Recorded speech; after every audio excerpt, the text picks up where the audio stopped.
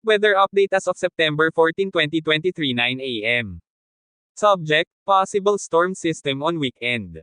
Ang cloud clusters, nakikita sa Pacific Ocean, malapit sa Chuuk State, ay posibleng magiging storm system.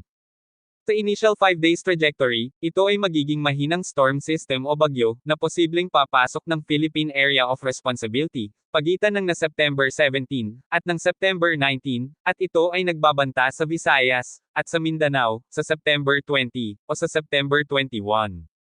Ito ay magdadala ng mga pag-ulan, light to moderate rains na may kasamang heavy thunderstorms, posible rin ang tuloy-tuloy na pag-ulan, na makakaapekto sa nasabing mga lugar.